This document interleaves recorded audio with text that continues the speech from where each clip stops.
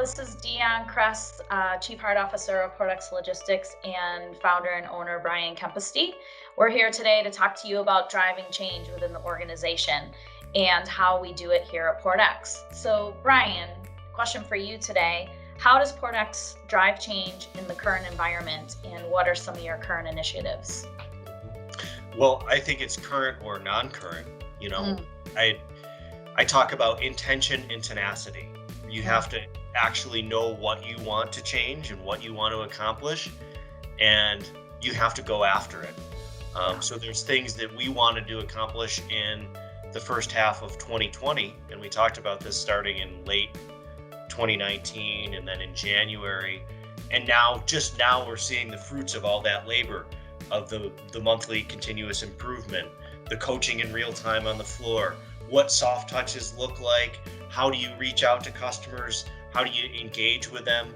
And it's not just, hey, you should call this guy once in a while. It's actually collaborating and doing it with the team. And now that the team is seeing some success, they're like, yeah, man, I'm in. I want to do this because it's fun once you get past the fear. Yeah, I actually was coaching someone yesterday, one of the LA team members, and I had asked her, are you doing your soft touches, sending out the cards? She goes, yeah, but I haven't really heard back from anybody. And then 2 minutes later, after we hung up from our call, she sent me an email and said, remember how I told you no one responded back to me about the cards? Someone had said, thank you so much for the card. Really appreciate it. Looking forward to doing more business with you.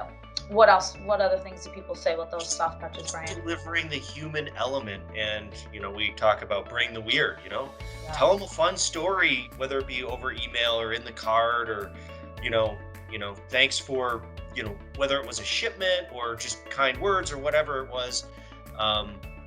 It's just giving them that human aspect, and I think our customers really enjoy working with it because it's more fun. Can you talk a little bit about, because I always love how you say in other companies, people come, the leadership team gets together, sits around the boardroom table, has a conversation about what needs to happen or what initiatives or SOPs are going to be rolled out, and then crickets. Yeah. How does Portex do it different? Well, because we do it in real time. Yeah. So we don't just get a group of, leaders, managers, supervisors together, sit around the table, and then go back to respective offices. We don't even have offices. We just go back to the floor and we do it. And with your assistance, we're doing this in real time to show them how and what it means to do what we're asking for. We're not just sending out an email with a standard operating procedure and saying, do this. We're actually engaging them, showing them how to do it. And again, when they see a little bit of that success, then they're all in, because that's a really proud moment that they're like, yeah, man, I made a difference. So I think that's the biggest difference, is we just do it in real time. We lead by example. For me personally, there's not one job in the organization that I wouldn't do. So one of the things that we always do here, and you always reference, is the sports analogy. And we probably have talked about this before, but when you're talking about real-time coaching, when I'm talking to other people about what I do, I talk about, like, if you're working with a sports team, the coaches are on the sidelines observing, paying attention to behaviors, actions, different plays. And I think one of the things you do different here at Portex, and part of my role, is to look for that happening when people are out on the field, right? Pull people off the field and say, hey, this is what I saw, this is what I heard, let's give you a little feedback.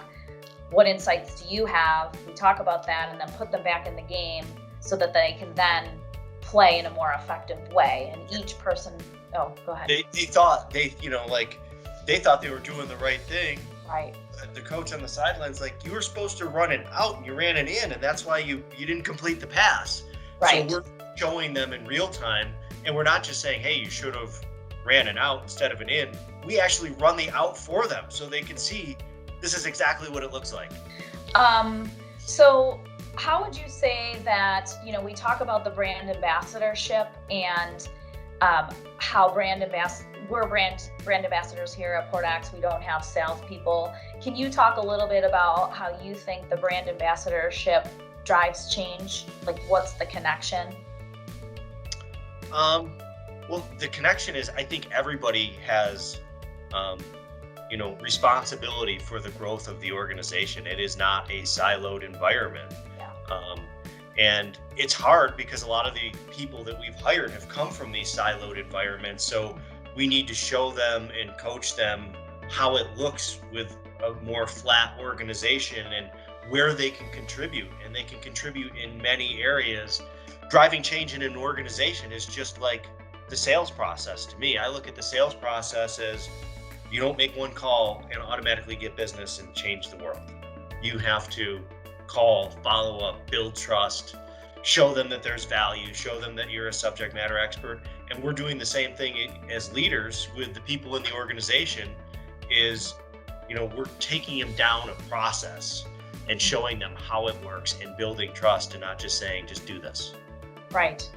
And change is hard, as we know, right? And I think we all, in terms of the leadership team, have gotten a little bit frustrated at certain points. Like, how many times do we have to repeat the same thing, right? But then we always remind each other in those moments of frustration, it takes time to learn a new behavior, and change doesn't happen easily. Because it's incremental, right? So even though we might get frustrated 2 or 3 months in, like, yeah, we've been pounding on this for 2 months, like, how come we can't get it done? But you do have incremental improvements. But now you look at it, we had a little bit of success and a little more success. And I think that's why, as a company, we've grown every single month since February, is because we are making that incremental change. Right. And I think in terms of my role here, supporting people in getting uncomfortable, right? So, getting uncomfortable when you're out there by yourself, when someone says, here, go do this, but I can sit with them, or I can call them out and say, hey, okay, let's do this. Let me sit with you at your desk. We'll make this call together. Here, let's talk about during a coaching session. Here's what you say. And we'll put together a little narrative. Like, getting uncomfortable isn't easy, but when you have coaches like myself and you and the rest of the leadership team always supporting and saying, just get a little more uncomfortable, and then eventually it doesn't feel uncomfortable anymore. And they've been doing it, like you said, incrementally. So, I think that Portex has been doing a great job of driving small changes that are leading into big results. And the last few months have been extremely successful, and everybody should be really proud of what they've accomplished. But it is a process. And if you don't go through the process, there is no magic wand. And a lot of people think that there's just a magic wand out there that you can wave and it's all going to be better.